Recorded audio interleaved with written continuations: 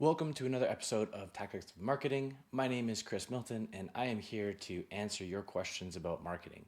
As somebody who's run an agency, been on the client side, as well as been in a role of strategically picking the way that brands need to grow and launching brands, I've got a pretty good understanding of how to answer your questions. And today, one of the questions we're going to talk about is when you run out of ideas for content or feel like you're having a hard time relating to all of the people that you want to connect with in your ideal avatar for your customers, how do you get over that block? And this works for coming up with blog post ideas, social media content, podcast episodes, anything that you want to be able to do. So let's break it down. Today's question is literally, I've got a mind block, a roadblock, and I don't know if I can create enough content to fill my content calendar. So the first part of this is number one, if you need a content calendar and just a basic outline of what you can use to create more content, I've got a link for you below that you can get that we've used for many years. And it's a great way to just have a snapshot of what's happening each month. And you can actually print out each month. And so it gives you an idea of what's happening at a glance. The second part of it is how to create more of that content.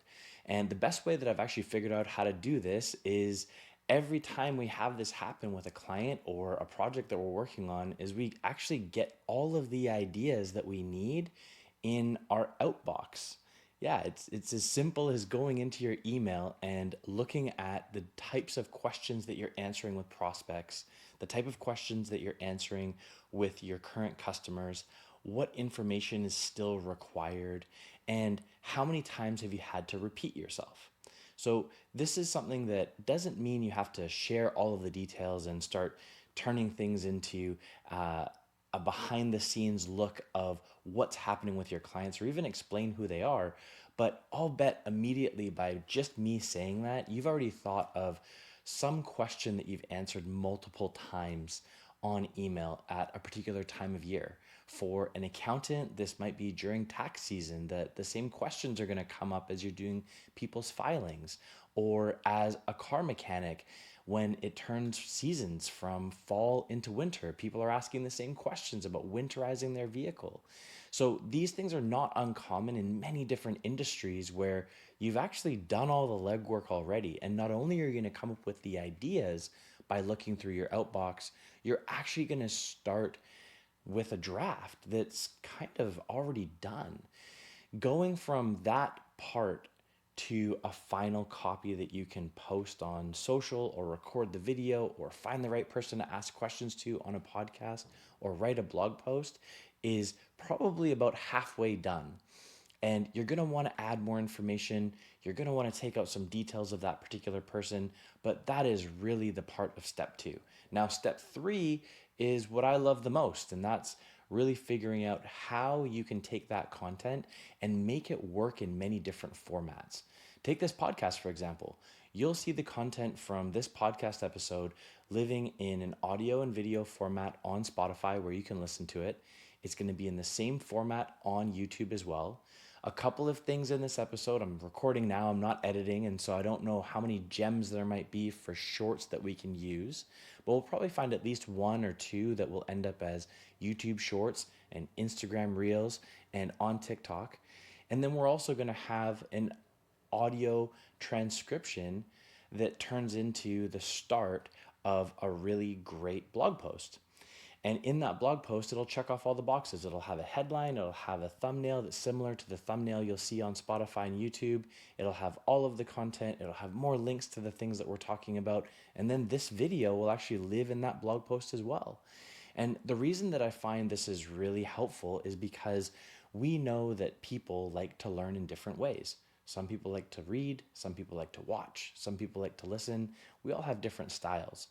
Those styles doesn't necessarily mean that the person you're trying to work with or have as a new client is necessarily going to just want to listen to podcasts that are audio format or just wants to read blog posts. And it's not about you working 3 or 4 times as hard. It's just about being able to take content that can be repurposed into multiple ways. So I find that this is the best way to get over that hurdle. And if you feel like you're running out of content, this is definitely the way to look at it. The last piece that I'm going to add on to this is looking back through content that you've already done and finding the types of content that actually work the best. And then having some sort of 10 to 20% change based on who that content is applied for or what situation it's applied for. So if we were to look back to that winterizing example for the mechanic, well, winterizing your car could also be very similar to somebody who is also asking about how to get their car ready for a summer road trip. Well, the tips are going to be different, but the idea is still the same, that your vehicle needs to be properly tuned for the right conditions that are going to be coming up. Or you could take the same idea and say, how do you get your car winter ready? How do you get your SUV winter ready? How do you get your truck winter ready? And so those iterations are ways that you can have similar advice become much more specific to the people that are looking for it. And on every platform imaginable, whether it's your website and SEO, whether it's YouTube and the search algorithm, whether it's recommended posts on social media, the more that you can create content that connects with people exactly, the better that your content is going to perform. And so that's where each of these different pieces, think about who is going to be reading, watching, or listening, and think about what challenge they're trying to overcome.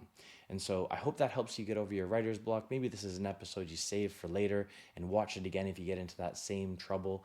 But that's it. That's simple. You've got all the information, and it's really just about understanding that, yes, it's relevance and that quantity leads to quality.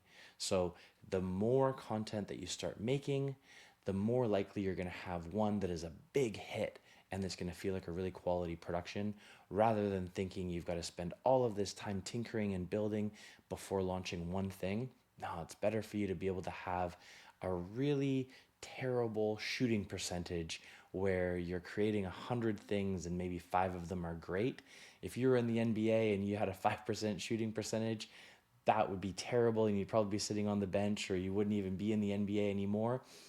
But as a business owner and someone who's creating content, just one of those is all you need in order to make your channel grow, your business grow.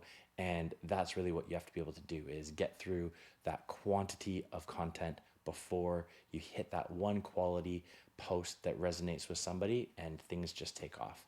So keep grinding away and making it happen until you get there.